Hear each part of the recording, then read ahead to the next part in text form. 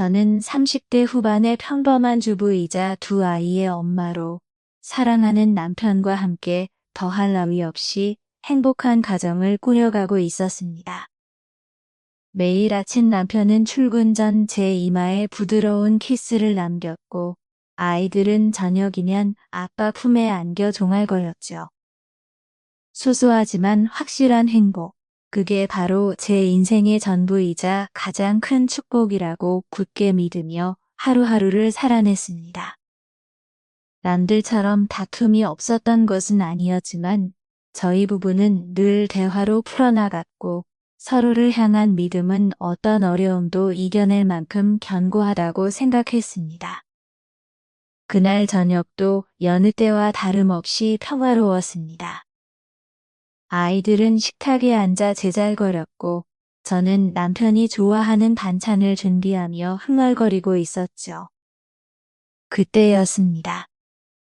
휴대폰이 요란하게 울리며 화면에 낯선 번호가 뜨는 것을 본 저는 아무런 의심 없이 전화를 받았습니다. 수화기 너머에서 들려오는 다급하고 불안정한 목소리는 제가 꿈꾸던 모든 평화를 산산조각 내기에 충분했습니다.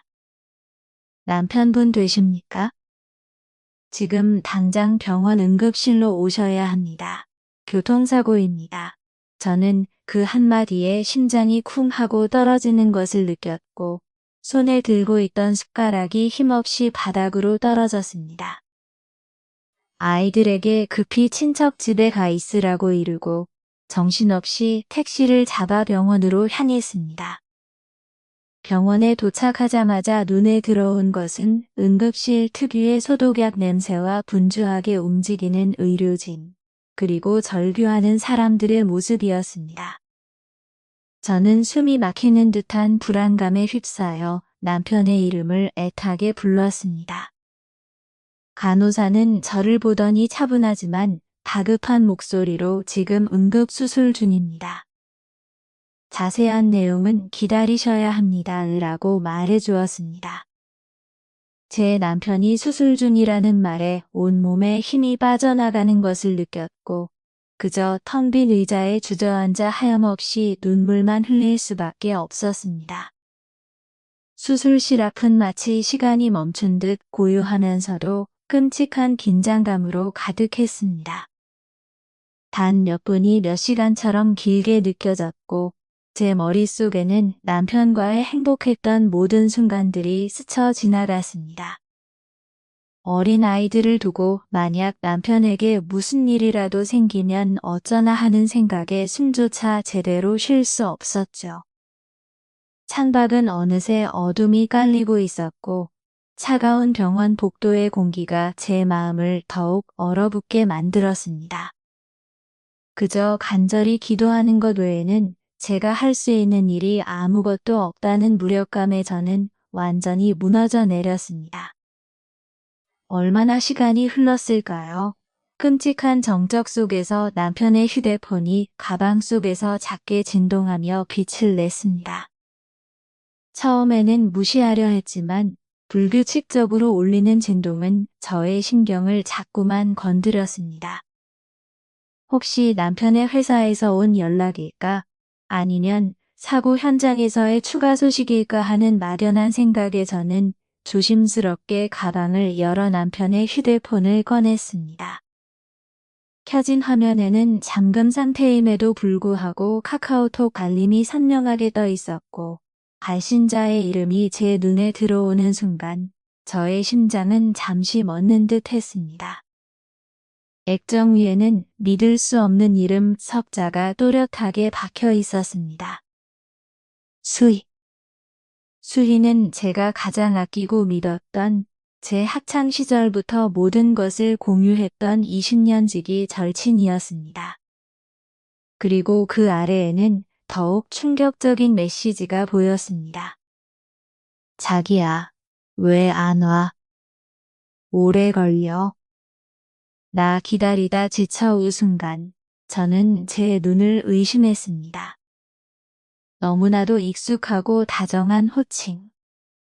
남편과 제가 서로를 부르던 자기야라는 말이 어째서 수희의 메시지에 담겨 있는 것인지 도저히 이해할 수 없었습니다. 손이 덜덜 떨렸지만 저는 본능적으로 휴대폰의 잠금을 풀었습니다. 잠금이 해제되자마자 지난 5년간의 끔찍한 진실들이 저를 덮쳐왔습니다.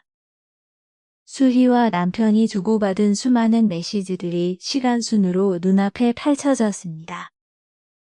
그들은 제 결혼 생활 5년 내내, 아니, 저희가 연애하던 시절부터 은밀하게 관계를 이어오고 있었던 것이었습니다. 보고 싶어 자기야, 오늘도 너 생각에 미칠 것 같아. 빨리 와서 나 안아줘. 심지어는 저와 아이들에 대한 비웃음까지 담겨 있었습니다. 꿀이 뚝뚝 떨어지는 다정한 말들과 함께 그들이 몰래 만났던 장소, 시간, 그리고 그들의 추잡한 관계를 짐작하게 하는 적나라한 대화들까지 모든 것이 제 심장을 갈기갈기 찢어 놓았습니다. 남편은 지금 수술실 안에서 죽음의 문턱을 넘나들고 있었습니다. 그런데 저는 이곳에서 그가 사랑했던 아내와 아이들이 아닌 다른 여자, 심지어 제 가장 친한 친구와 수년간 몰래 정을 통했다는 끔찍한 진실을 마주하고 있었습니다. 사랑하는 이를 잃을지도 모른다는 공포와 가장 믿었던 이들에게 배신당했다는 지독한 분노와 상실감이 뒤엉켜 제 마음은 갈갈이 찢기는 것 같았습니다. 이 고통 속에서 저는 남편의 생사를 걱정해야 할지 아니면 이 배신에 대한 복수를 계획해야 할지 도저히 판단할 수 없었습니다. 눈앞의 현실은 지옥보다 더 고통스러웠습니다. 울음을 터뜨리고 싶었지만 저는 겨우 숨을 억눌렀습니다. 지금은 감정을 쏟아낼 때가 아니라는 것을 본능적으로 깨달았죠. 응급실 복도 한가운데서 제가 무너져 내린다면 아이들은 물론 이 모든 상황을 감당할 수 없을 것이었습니다.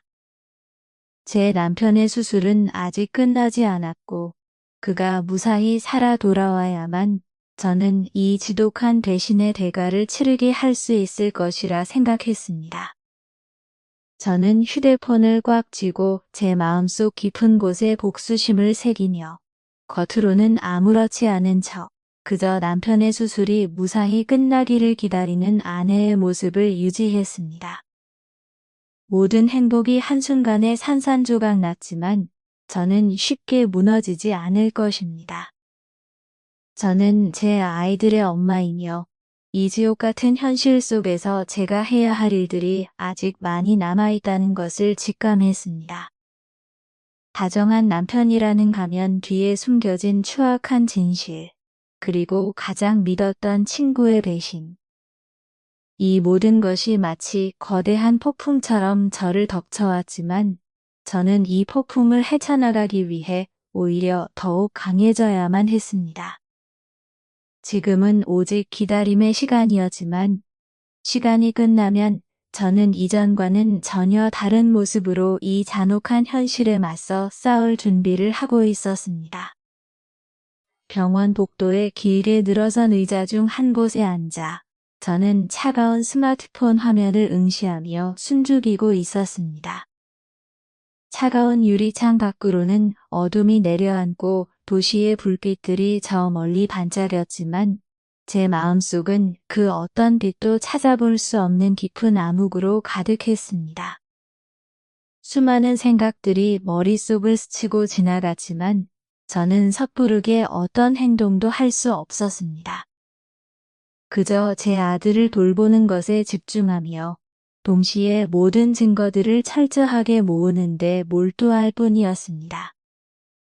이 모든 파괴적인 진실 앞에서 저는 마치 거대한 거미줄에 갇힌 먹잇감 같았지만 동시에 이 거미줄을 끊어내고 역습할 날을 기다리는 냉철한 사냥꾼의 심정으로 변해가고 있었습니다. 저는 남편의 핸드폰 비밀번호를 알아내는데 성공했습니다. 잠시나마 제가 이 남자를 사랑했던 기억들이 떠올라 주저했지만 더 이상 망설일 틈은 없었습니다. 손이 떨리고 심장이 격렬하게 요동쳤지만 저는 침착하게 그의 메시지와 통화 기록, 그리고 은밀히 설치해둔 위치 추적 앱까지 샅샅이 뒤져나가기 시작했습니다.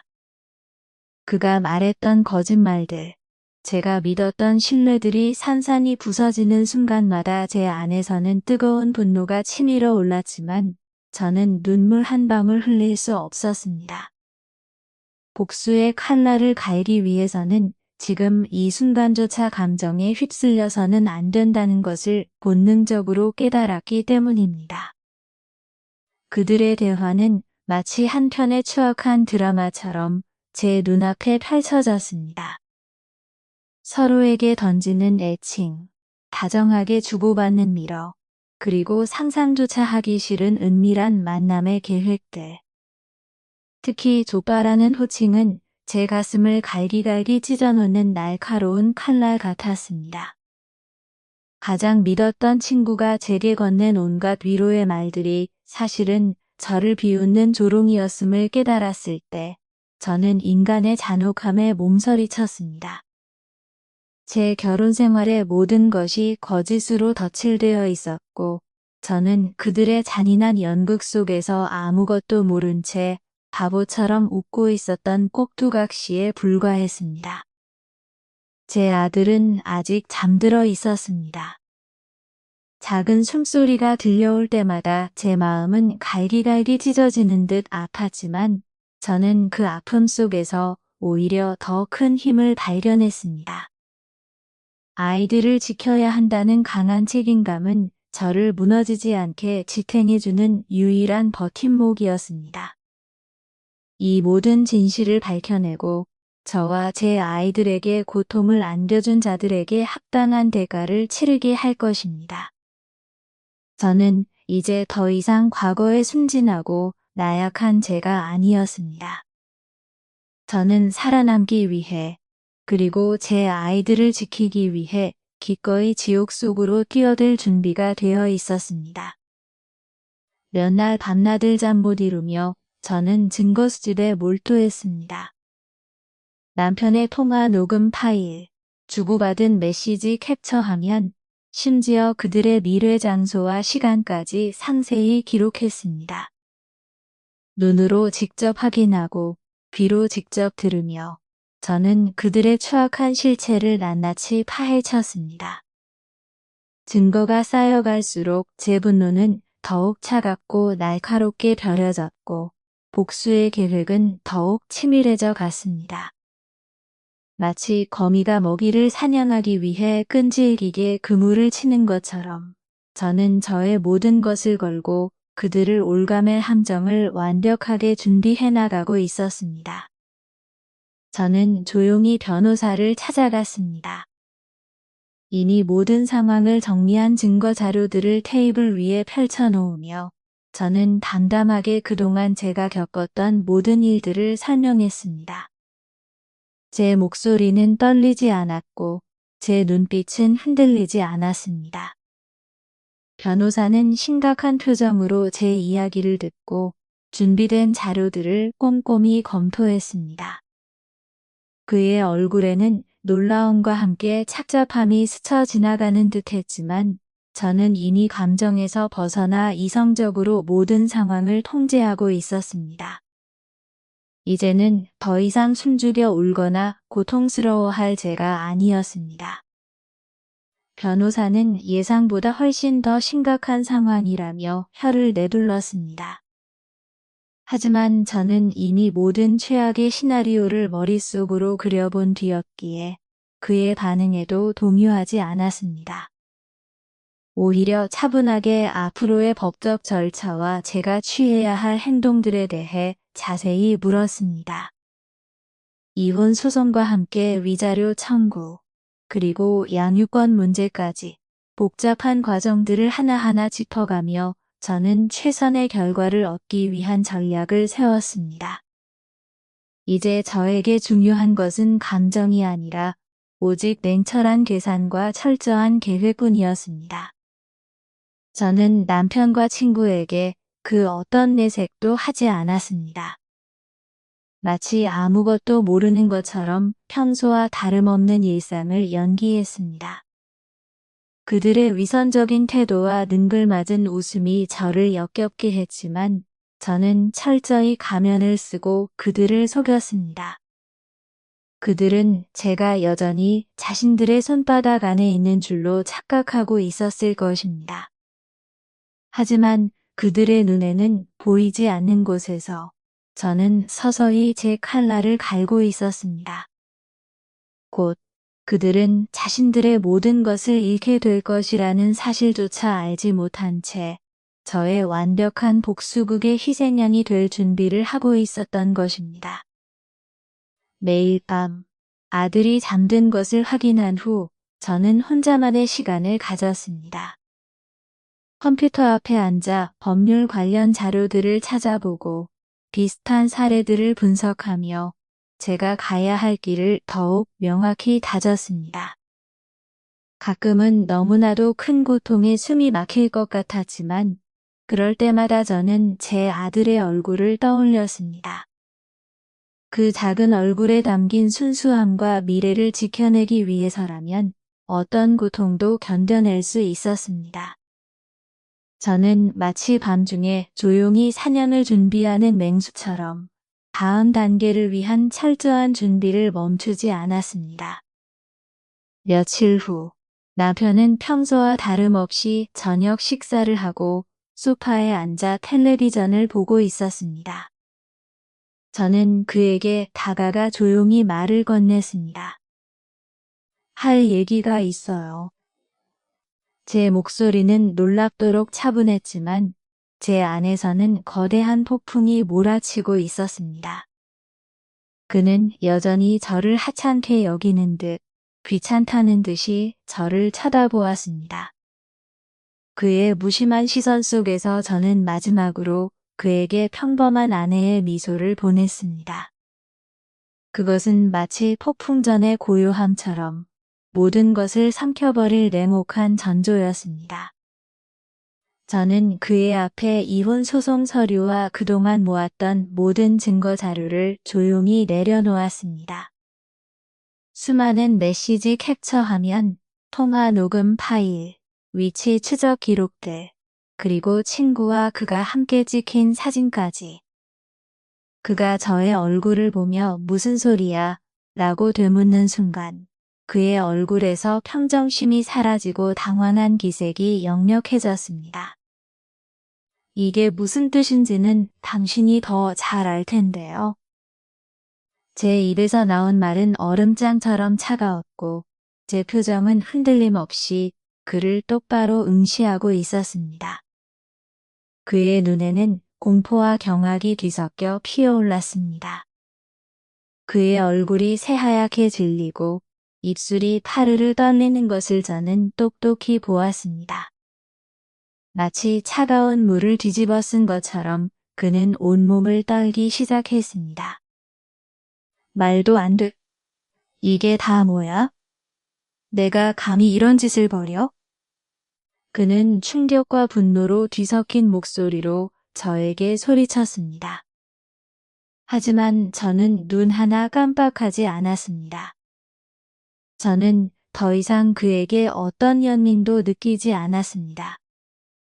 수많은 밤을 잠 못 이루며 흘린 제 눈물과 제 아이들의 고통을 생각하면 그의 당황스러움은 저에게 아무런 감흥도 주지 못했습니다. 당신이 벌인 짓에 비하면 이건 아무것도 아니죠. 저는 그의 눈을 똑바로 응시하며 차갑게 말했습니다. 제 말 한마디 한마디는 비수가 되어 그의 심장을 꿰뚫는 듯 했습니다.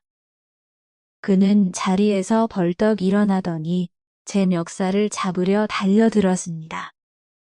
하지만 저는 이미 예상하고 있었던 터라 한 발짝 뒤로 물러나 그의 손길을 피했습니다. 더 이상 내 몸에 손대지 마. 변호사를 통해 모든 것을 이야기할 테니까. 제 경고에 그는 흠칫하며 멈칫했지만 곧 다시 이성을 잃고 격분하기 시작했습니다. 그는 믿을 수 없다는 듯 저를 노려보며 내가 어떻게 나한테 이럴 수가 있어? 내가 누군지 잊었어? 라며 억울하다는 듯 소리쳤습니다. 저는 그런 그의 모습이 한심하고 역겨울 뿐이었습니다. 당신은 제 아이들의 아빠였고 한때는 저의 남편이었죠. 하지만 지금은 그저 파렴치한 불륜남이자 사기꾼일 뿐이에요. 제 말은 그의 얼굴에 그대로 비수가 되어 박혔습니다. 그의 혼란스러운 눈빛은 마치 모든 것을 잃어버린 아이처럼 흔들리고 있었지만 저는 더 이상 흔들리지 않는 굳건한 바위처럼 그 앞에 서 있었습니다. 그 순간 제가 가장 아끼고 믿었던 친구에게서 전화가 걸려왔습니다. 저는 잠시 남편을 무시하고 전화를 받았습니다. 여보세요. 제 목소리는 조금의 동요도 없이 평온했지만 제 심장은 이미 얼어붙은 얼음 조각 같았습니다. 수화기 너머에서는 아무것도 모르는 듯한 친구의 걱정 어린 목소리가 들려왔습니다. 윤서야, 요즘 많이 힘들지? 무슨 일 있어? 혹시 남편이랑 문제라도 생겼어? 그녀의 가증스러운 위선에 저는 속으로 치를 떨었지만 겉으로는 아무렇지도 않은 듯 행동했습니다. 아니, 별일 없어. 그냥 좀 피곤해서. 저는 거짓말을 아무렇지도 않게 내뱉으며 그녀의 위선을 더욱 부추겼습니다. 제 남편은 옆에서 안절부절 못하며 저와 친구의 대화를 엿듣고 있었습니다. 그의 눈빛은 저에게 무언가 말하지 말라는 듯 간절했지만 저는 이미 그를 용서할 마음이 조금도 없었습니다. 다음에 이야기하자. 지금은 좀 바빠서. 짧게 대화를 끊은 저는 친구에게 아무런 의심도 주지 않고 전화를 끊었습니다. 그들의 추악한 공모를 세상에 드러낼 마지막 퍼즐 조각이 거의 맞춰지고 있었습니다. 남편은 다시 저에게 다가와 애원하기 시작했습니다. 여보, 제발 한 번만 용서해줘. 내가 정말 잘못했어. 다시는 안 그럴게. 그의 비굴한 모습에 저는 구역질이 났습니다. 한때는 저를 세상에서 가장 사랑한다고 말했던 입에서 나오는 그 거짓말들이 이제는 더 이상 저를 아프게 하지 않았습니다. 저는 냉정하게 그를 밀쳐내며 말했습니다. 용서는 없어. 당신이 나에게 저지른 죄는 용서받을 수 없는 것이니까.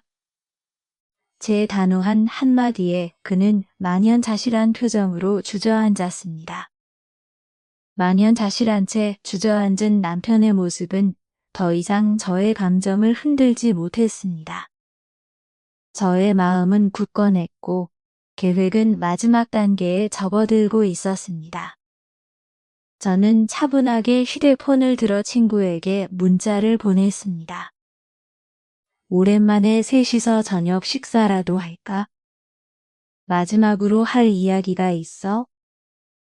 그녀는 흔쾌히 수락했지만 그 속내에는 분명 저의 남편과의 미래에 대한 기대가 가득했을 것입니다. 저는 그들의 얼굴에 드리울 절망을 상상하며 차가운 미소를 지었습니다. 모든 것이 완벽하게 계획대로 흘러가고 있었습니다. 저는 그들에게 어떤 변명의 여지도 주지 않을 것이었고 그들이 저지른 죄의 대가를 톡톡히 치르게 할 참이었습니다. 약속한 레스토랑에서 그들을 마주했을 때 남편은 여전히 저에게 빌 기회를 엿보고 있었고 친구는 저의 어깨를 토닥이며 걱정하는 척했습니다. 그들의 위선적인 얼굴을 마주하는 순간에도 저의 심장은 조금도 흔들리지 않았습니다. 저는 식사를 주문하고 잠시 침묵이 흐르는 사이 테이블 한가운데에 제 휴대폰을 꺼내두었습니다. 그들의 시선이 휴대폰에 닿자마자 저는 태연하게 말했습니다.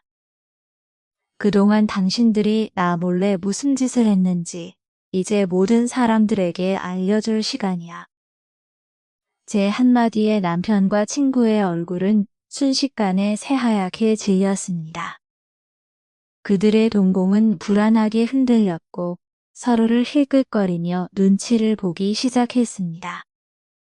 저는 망설임 없이 휴대폰의 재생 버튼을 눌렀고 녹음된 파일에서 남편과 친구의 목소리가 흘러나오기 시작했습니다. 그들의 미래, 저에 대한 험담, 그리고 미래를 함께 꿈꾸는 역겨운 계획들이 레스토랑의 잔잔한 음악을 뚫고 적나라하게 울려 퍼졌습니다. 그들의 얼굴은 공포와 경악으로 일그러졌고 친구는 제가 이런 녹취록을 가지고 있으리라고는 상상도 못했는지 벌벌 떨기 시작했습니다. 남편은 식은땀을 흘리며 저의 눈치를 보았지만 저는 그들의 얼굴을 똑바로 응시하며 비웃었습니다. 어때? 너희들의 아름다운 사랑 이야기 꽤나 감동적이지 않아? 제 말에 그들은 아무런 반박도 하지 못하고 고개를 떨구었습니다. 저는 더 이상 그들과 함께 이 공간에 머무를 이유가 없다고 판단했습니다. 이제 이혼 서류에 도장 찍을 준비나 해. 그리고 너희들의 역겨운 관계는 내가 온 세상에 공표할 테니 각오 단단히 하는 게 좋을 거야. 제 말은 싸늘했지만 그 안에는 모든 것을 끝내겠다는 저의 단호한 의지가 담겨 있었습니다.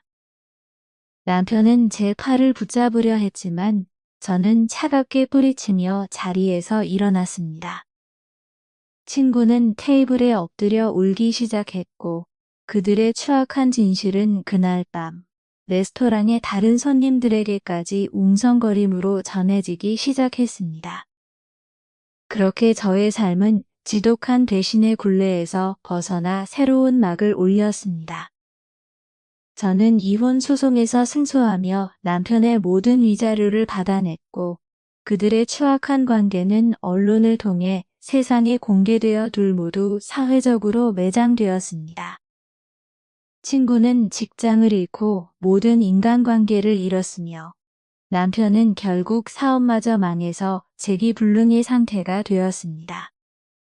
그들의 삶은 제가 겪었던 고통보다 더 처참한 나락으로 떨어졌지만 저의 마음속에는 더 이상 증오나 분노가 남아있지 않았습니다. 저는 그저 자유로워졌고 새로운 희망을 품고 앞으로 나아갈 준비가 되어 있었습니다. 배신은 깊은 상처를 남기지만 그 상처는 우리를 더 강하게 만들고 새로운 길을 찾게 하는 계기가 될 수도 있다는 것을 저는 배웠습니다. 무너진 관계 속에서 진정한 저 자신을 발견했고 그 과정에서 얻은 지혜는 앞으로의 삶을 헤쳐나갈 든든한 등대가 되어 주었습니다. 여러분도 혹시 저와 비슷한 고통을 겪고 있다면 절망하지 마세요.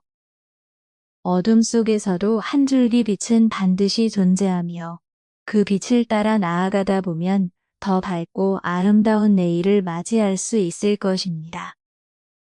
저의 이야기가 여러분에게 작은 용기와 위로가 되었기를 바랍니다. 이 이야기를 통해 상처받은 마음들이 치유되고 새로운 시작을 할 수 있는 용기를 얻으셨기를 진심으로 바랍니다.